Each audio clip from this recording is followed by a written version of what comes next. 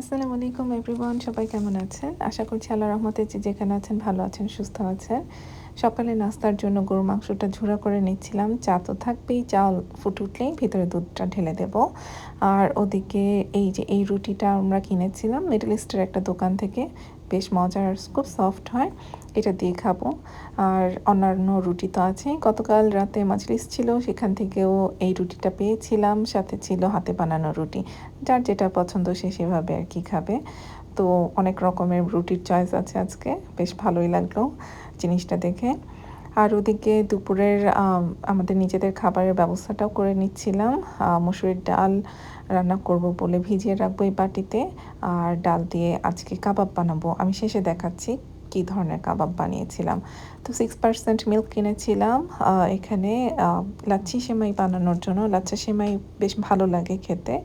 এটা মাজলিসের জন্য রেডি করছিলাম, হয়ে গেছে আমার। উপরে দুধটা ঢেলে দিয়ে এখন আলমন্ড কেটে রেখেছিলাম, সেগুলো গার্নিশ করে দিচ্ছিলাম।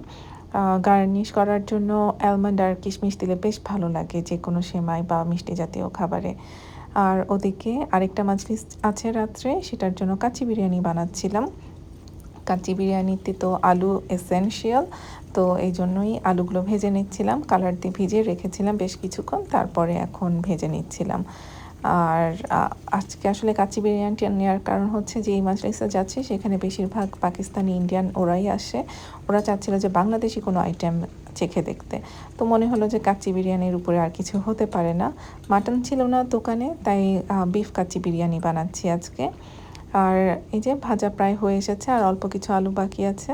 ভাজা হয়ে গেলে তারপরে সাজানোর দিকে চলে যাব। বিফটা আগে আমি ম্যারিনেট করে রেখেছিলাম, এই বিছিয়ে দিলাম ট্রের ভেতরে, কাঁচামরিচ দিয়েছি, আর দিয়ে দিলাম উপরে ভেজে রাখা সেই আলুগুলো সুন্দর করে। দেওয়ার পরে আবার ওইদিকে আমি পোলাও রান্না করতে দিয়ে দিয়েছি অনেক আগেই। পোলাও ভেতরে মশলা টশলা দিয়ে আমি কাচ্চি বিরিয়ানির যে বিরিয়ানিটা সেটা আমি রেডি করে রাখছি।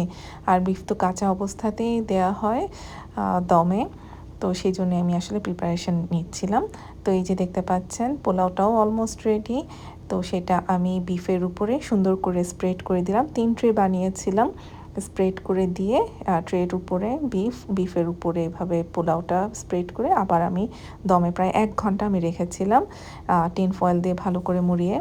যেহেতু এটা দমে দিচ্ছিলাম না, ওভেনে বেক করছিলাম, তাই এটা একবার একটু নাড়ানোটা খুব জরুরি হয়ে যায় 1 ঘন্টা পরে।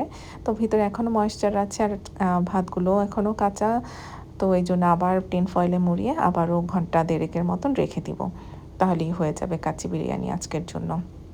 আর ওইদিকে কাবাবগুলো হচ্ছে আমি ভেজে নিচ্ছিলাম। এই কাবাবগুলো কিন্তু কোনো বিফ বা চিকেনের না, এটা কিন্তু মুগ ডালের কাবাব। সারা রাত আমি ভিজিয়ে রেখেছিলাম, ছোলাসহ মুগ ডাল। তো ওইটাই মশলা টশলা দিয়ে সুন্দর করে তারপরে আমি অল্প তেলে ভেজে নিচ্ছিলাম। ওই যে ডাল রান্না করব বললাম না, মসুরের ডাল, সেটা দিয়ে এটা দিয়ে আর ভাত দিয়ে খেতে দারুণ লাগবে। আজকের লাঞ্চটাই অন্যরকম, খুবই মজার হবে।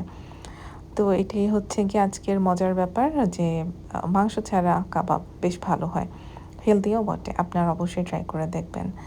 আজকে রাতে দুইটা মাজলিস, ও দুইটাতেই অ্যাটেন্ড করব। একটার জন্য তো লাচ্ছা সেমাই বানিয়ে নিব, বানিয়ে নিয়েছি, আরেকটাতে কাচ্চি বিরিয়ানি নিয়ে যাচ্ছি 3 ট্রে। সো বেশ ভালোই লাগবে আশা করছি সবার, এটাই আর কি। তো আপনারা এরকমভাবে কাবাব কিন্তু মাঝে মাঝে বানিয়ে দেখতে পারেন। প্রতিদিন মাছ মাংস ভালো লাগে না, তো মাঝে মাঝে একটু ডিফারেন্ট হলে ভালোই লাগে। তো মাজলিস থেকে আমরা এক মাজলিস থেকে এরকম খাবার টাবার গিফট অনেক কিছু পেয়েছি আলহামদুলিল্লাহ, তোবারক। তো এই যে তোবারকের মধ্যে ছিল ব্রাউনিস, ছিল জুস, স্যান্ডউইচ, অনেক কিছু। আর ওই পাউচের মধ্যে ছিল একটা খুব সুন্দর সাজদেকা রাখার জন্য, কারবালা থেকে এনেছিল। যার বাসায় গিয়েছিলাম উনি কারবালাতে গিয়েছিল, সেখান থেকে উনি আমাদের জন্য নিয়ে এসেছে।